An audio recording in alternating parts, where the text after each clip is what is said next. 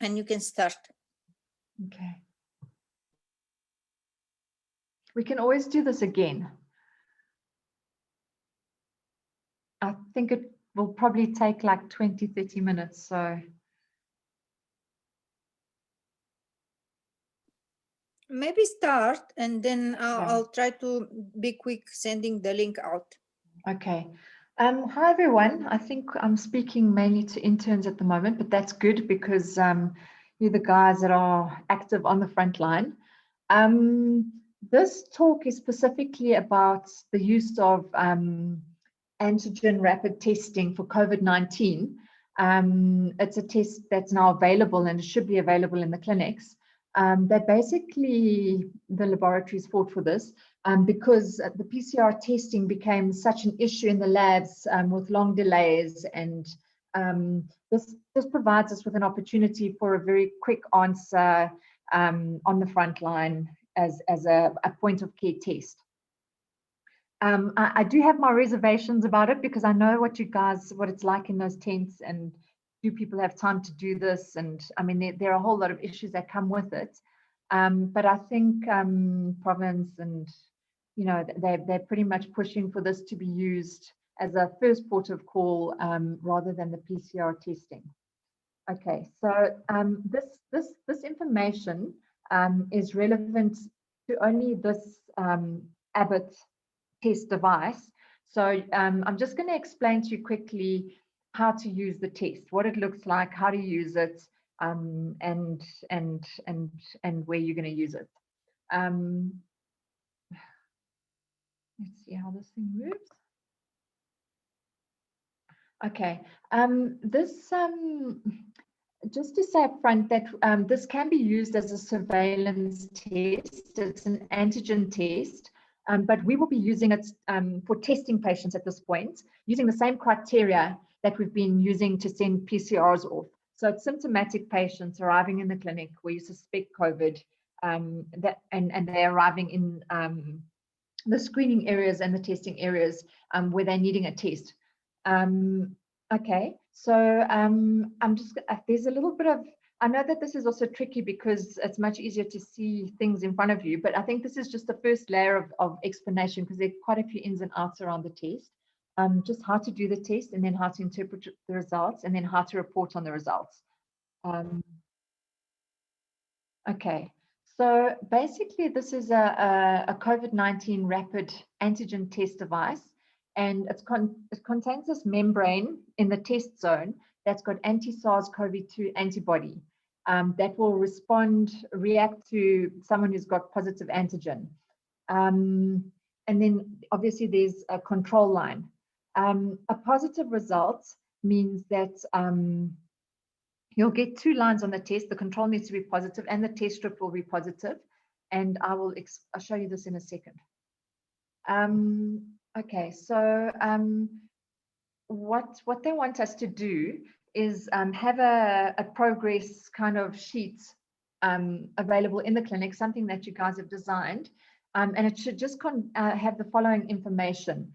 Every time you open a box, it should just contain all this information on a sheet.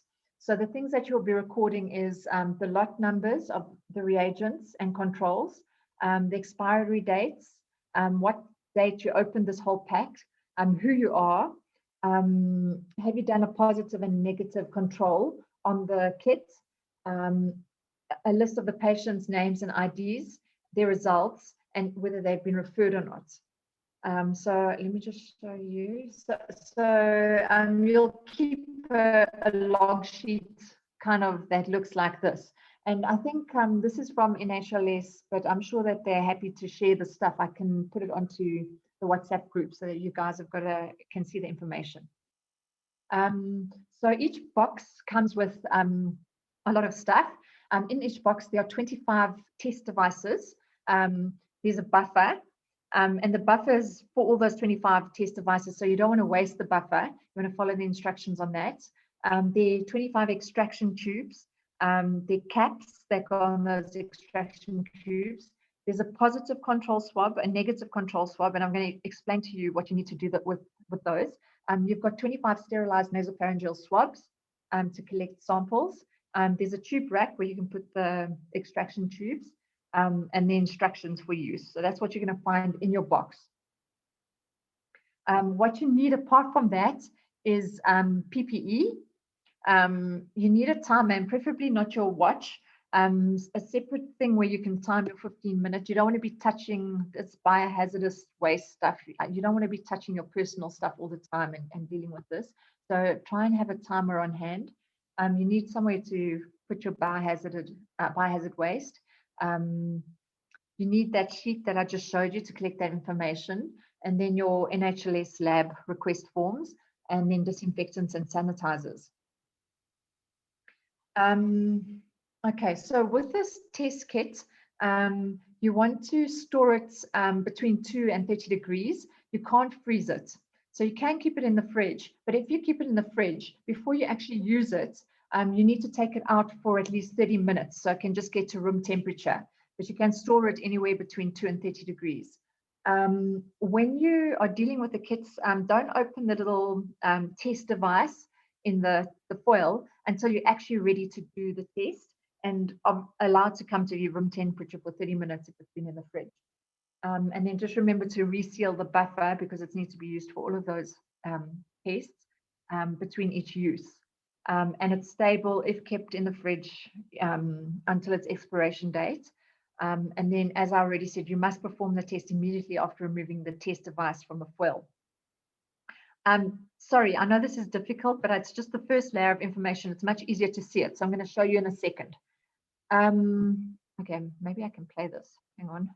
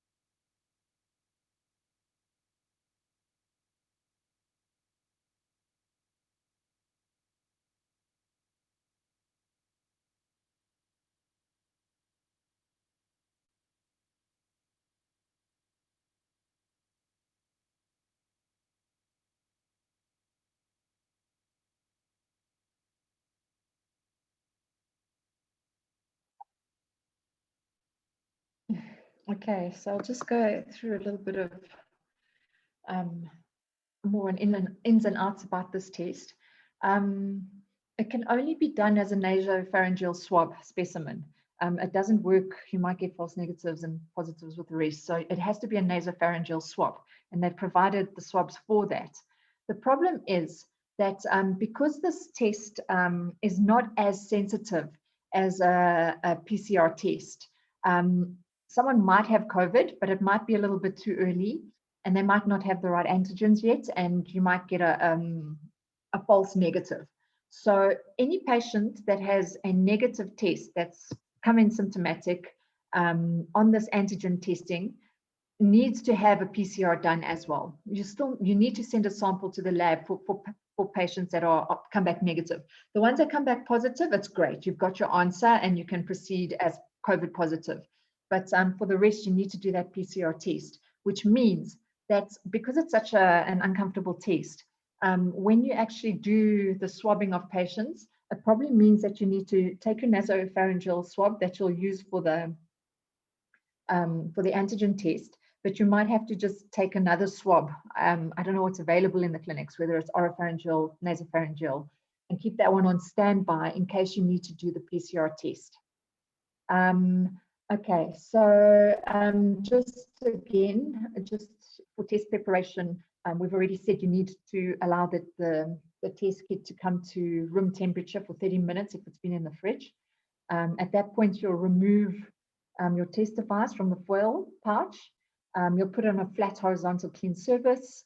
You need to hold your buffer bottle vertically and fill the extraction tube. I'll show you the extraction tubes in a second. With about 9 or 10 drops, and you'll see a line on the extraction tube anyway, the line that you need to get to. If it's too much or too little, then you might not get a right result. So you need to put the right amount of buffer in. And then you can place your extraction tube in this little tube rack while you're doing your swabbing. Okay, so this is taking a step back. So that's how you do the procedure. With every time you open a new box, and I said there are 25 test devices in each box. On a daily basis, you need to actually do a control for the whole box and for the kit. And you can't do it across different boxes that are open. It has to stay with the same one. So if you're using that box and you're opening it for the first time that day, it comes with these controls. There's a positive control swab and a negative control swab. And in the same way that you do the procedure for the patient, you swab the patient and put the buffer and all that stuff, you do the same thing for the controls. And for your positive control, if you want to see that there are two lines, a control line that's positive and your test line that comes back positive. And they've basically impregnated that swab test, the control swab with COVID antigen. And then you get your negative control, which will only show a positive control line. And that's what you need to control your tests against. The thing with this is that there's only one set of controls in each box.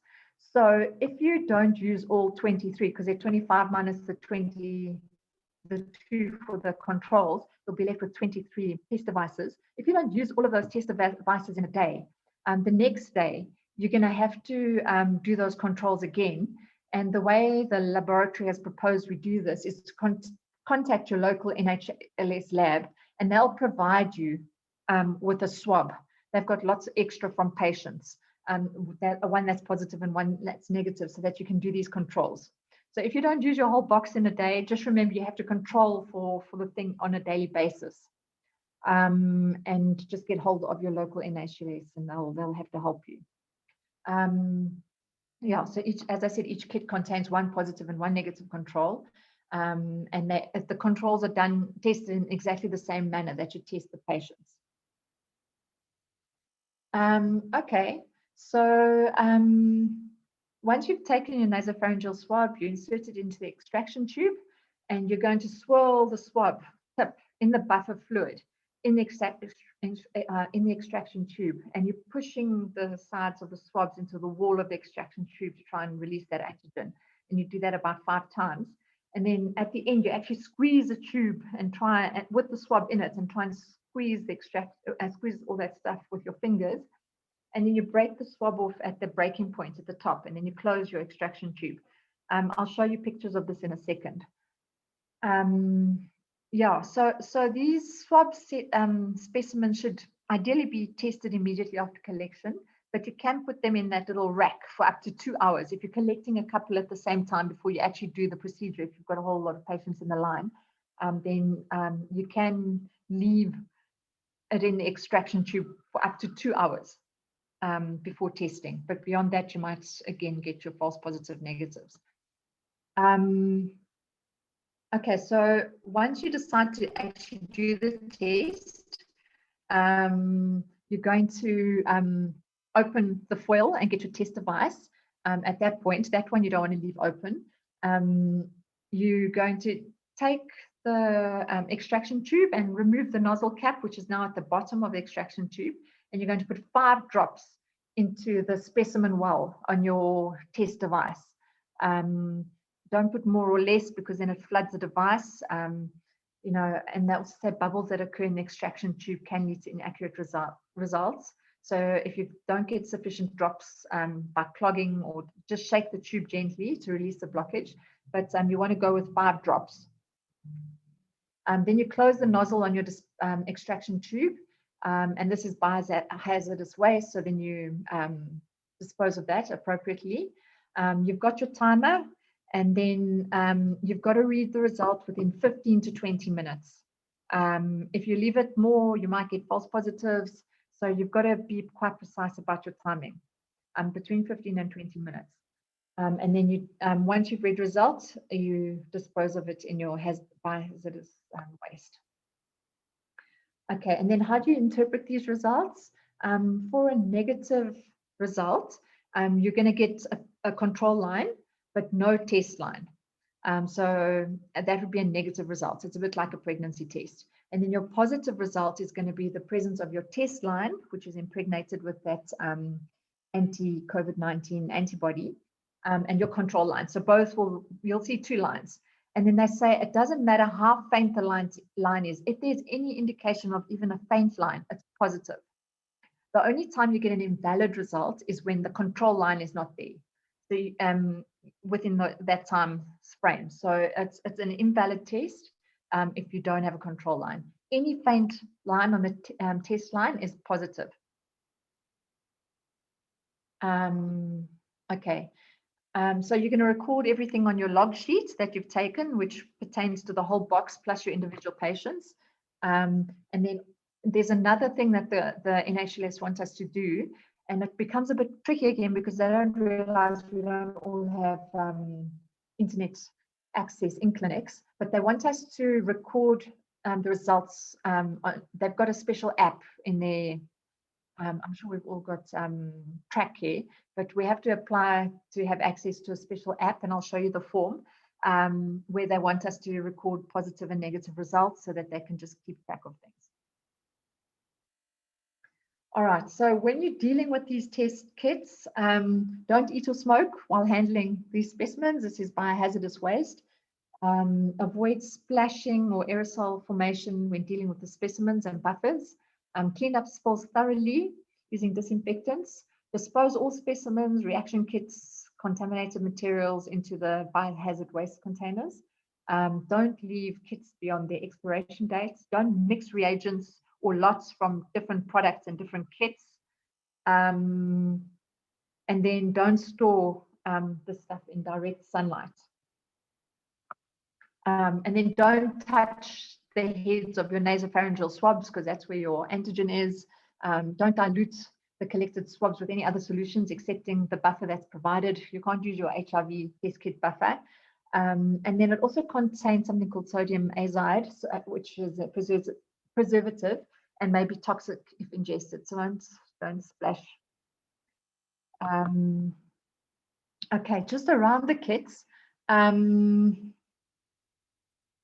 Okay, so as I've already told you, it has to be a nasopharyngeal swab, and that's the kind of swab that's been provided, or you might get incorrect results. You need to follow the instructions of the test, otherwise you might also get invalid results. Yeah, and then you might also get negative results if it was collected, extracted, transported improperly. So just make sure you follow the instructions carefully. Sorry.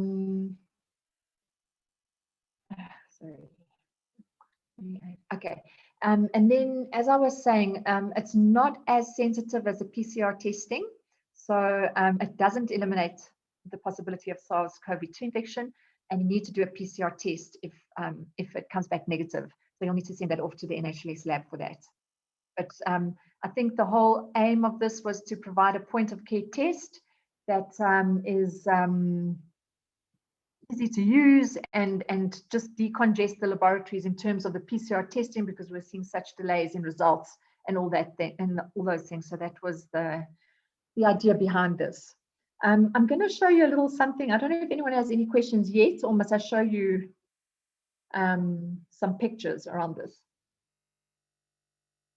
And I think you must just unmute because I can't see hands and things. I'm trying to do too many things at once here. Michelle? Yeah. Michelle? Yes. Thanks for your presentation. Yeah. Yes, I can hear you. Okay. I've got, for me, that is wonderful that we having that kits now that we can test the patients quickly Yeah. and get the results in 15 minutes. I've got two questions. Is it going to be available in our NHLS, and when it will be available, if it's available?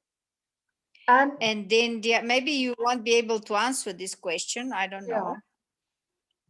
And then the other one, what is the cost compared with the other PCR test? I think they trained, as you know, Maggie, you're almost there. They trained a couple of people and they wanted this rolled out as fast as possible. So I think most of your clinics should have these antigen tests, and if they don't, you can ask the facility managers that are there where they are, because they should be available. My concern is, the logistics around us doing this in the clinics is also quite tricky. But I think it depends how busy you are. It's available. It's a point of care test. It's a quick result for patients. A decongest things. I think it is a very valuable thing that we've got. In terms of cost, I imagine PCR might be more expensive, but I don't know. Maggie, I really don't know. I'm trying to share this next screen. Yeah. How do I do this? Yeah. Okay. Thanks, Michelle. Thanks. Okay. Sorry, I'm just trying to share this so I can show you pictures. Crikey. Hang on. Does anyone else have questions?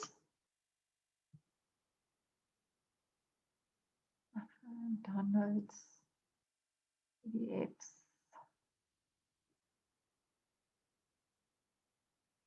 Sure. It won't let me share these. How do I share a PDF document?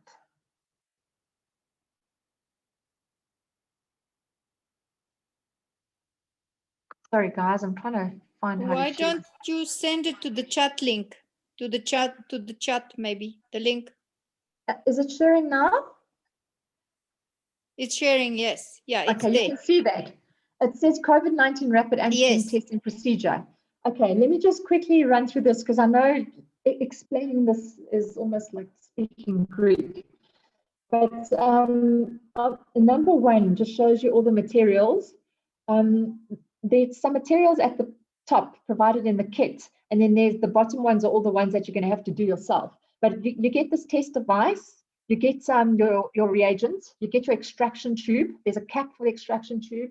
You get your swab, and then there's this little rack that you use. And then the things that you need is your biohazard waste bin, your PPE, your lab forms, a table to work on, and an additional swab that you'll do at the same time so that the patient doesn't freak out if it's negative. And then preparing for the test. This is your in number 2. It just shows putting about 9 to 10 drops of reagents of buffer into your extraction tube. And at the bottom of the extraction tube, there's a little line. You'll see where that purple arrow is. So you fill it up to there, which is about 9 to 10 drops. And then you've got the cap, which you put on the top. Put a barcode for the patient. So if you're doing a couple at a time before you test, it depends how busy you are, just make sure that you're identifying your patients correctly. So barcode, name, whatever you're using on your tube. Then you can put it into the rack. Then you are going to do your swab. And I think you've all probably swabbed patients already, but you do your nasopharyngeal swab, 3 to 4 swipes in the back of the nasopharynx. And then depending, using your oropharyngeal, nasopharyngeal swab for a second one. And then you're going to, oh, sorry, I don't think you close it. Sorry, I made a mistake. You don't put the cap on at this point. You take your extraction tube from the rack. You put your nasopharyngeal swab in, you swirl it around 5 times, but pressing the end against the walls of the tube. And then literally with your fingers squeezing the tube without spilling anything and just pulling the swab through there a little bit. And then you'll see there's a little line where you break off the tip of the swab. And at that point, you close it from the top with your blue cap. You've got your reagent device open your test device open in number 6 there.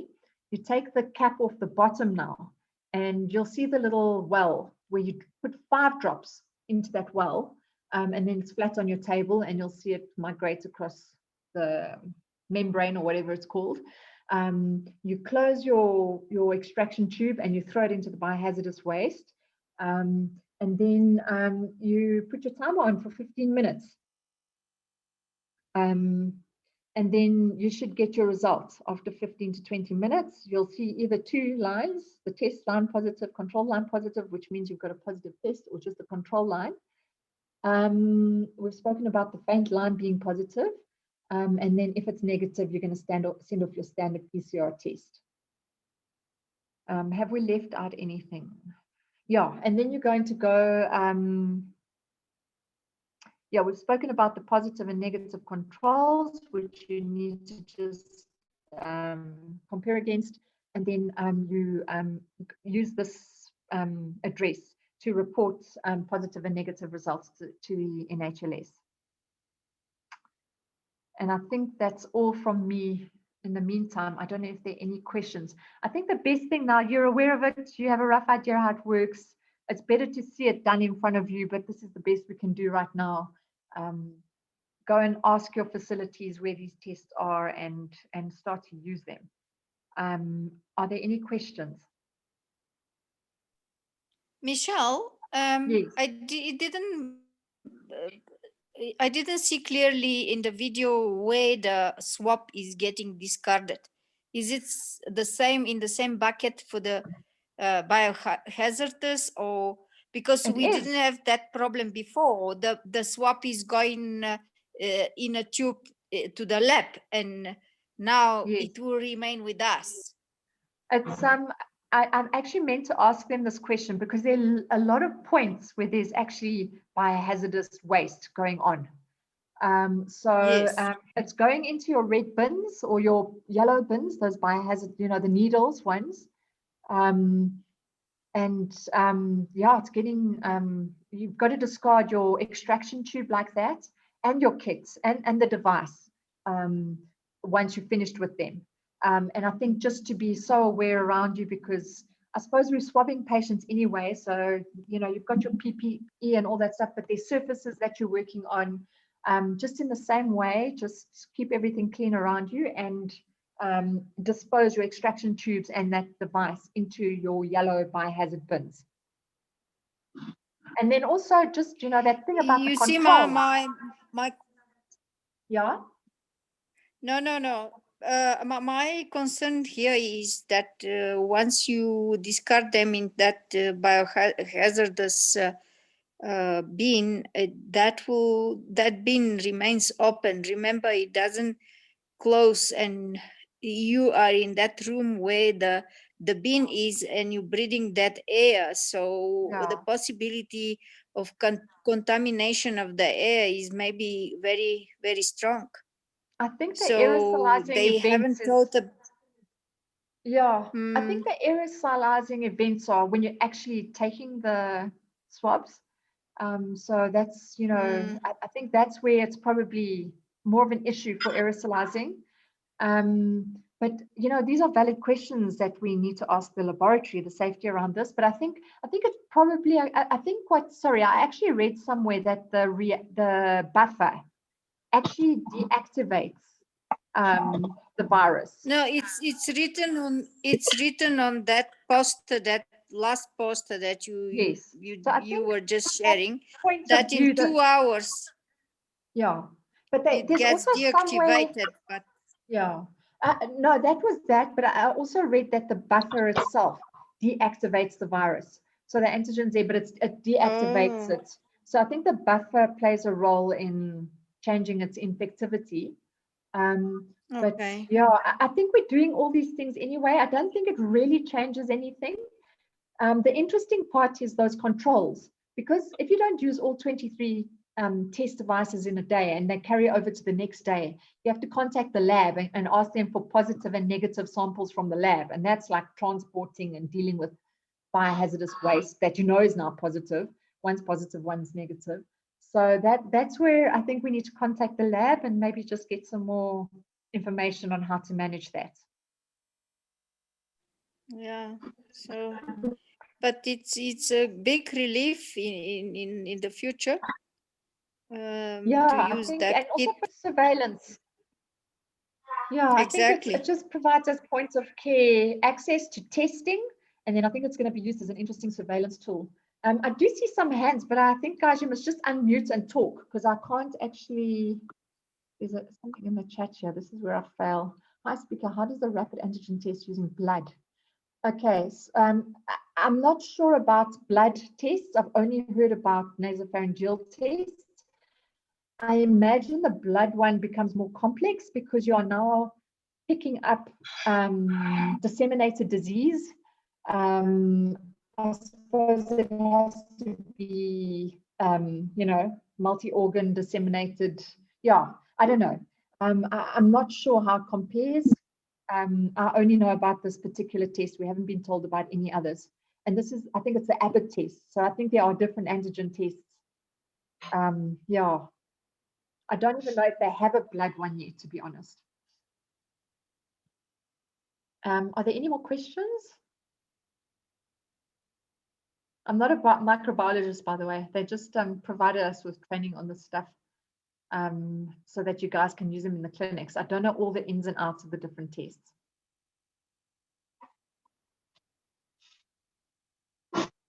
Are there any other questions?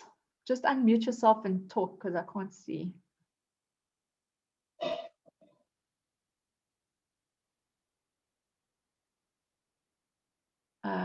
Any other questions? Are you guys happy to use these? I don't know if you found the testing tents very busy. Do you think it will help you when you're sitting at night with patients and don't know what's going on? Is this a TB? Is this a? I suppose if it comes back positive, it's very useful. If it's negative, you're still stuck with what is this? Yeah. I think it will be helpful. Just make sure that you've got tests available and go to your facility managers and ask for these things because they are now available.